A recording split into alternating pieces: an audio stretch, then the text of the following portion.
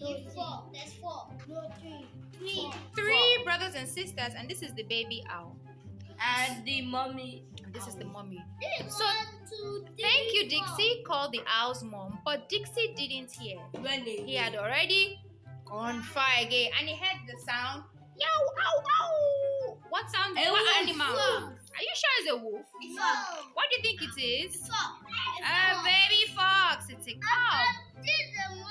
The mommy fox. And that's the mommy fox. She's That's the forest. I'm not looking for a baby. Hi guys, welcome back to my channel Notes and Baby. I am yours truly, Ibiwari. And if you're new, welcome. And if you're a book lover and you haven't subscribed to the channel, as always, like I say, make sure you subscribe, make sure you hit the notification bell, make sure you like this video, make sure you watch previous videos, because on this channel we read, we explore, and we learn, and that's where the books, travel, and eco-friendly DIY comes in. Today I'm going to be talking about little bookworms and read aloud, and I'm at my favorite place, the bookstore where I work, and I'm going to be talking about how to have an effective read aloud for children. Read aloud 101. Now, based on my experience, I've been doing read alouds for children, younger children, toddlers, and I'm going to be sharing these tips based on my personal experience, and I hope it works for people who plan or who want to try doing read alouds for children.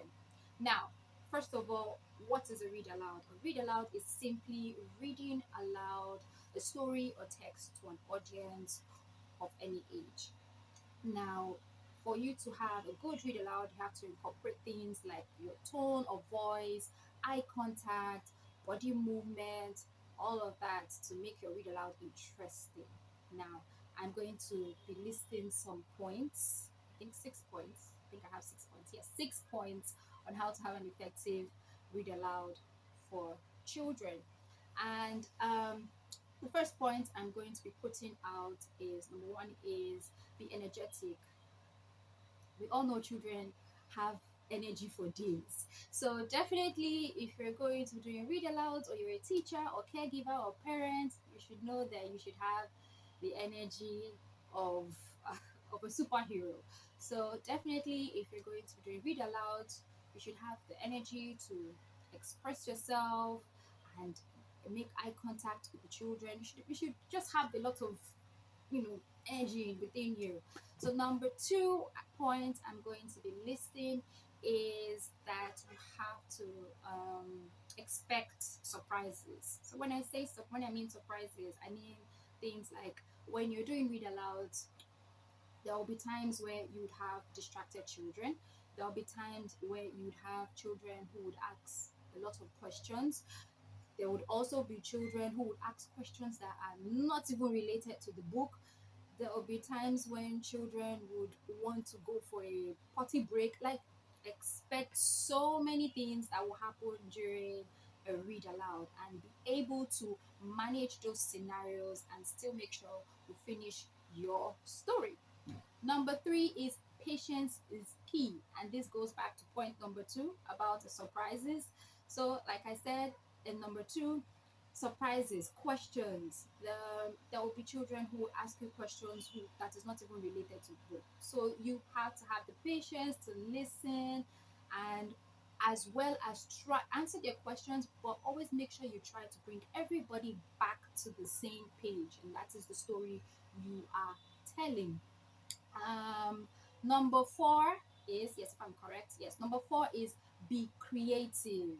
You're doing read aloud for children, so things like if you can dramatize for them, in the part where I said incorporate your tone of voice. So if you're doing a particular voice for a particular person, maybe an old man, you deepen your voice. If it's a child, you make your voice shrill. Like, make it as engaging as possible for the children, and of course you would see how their face would light up and you enjoy the story.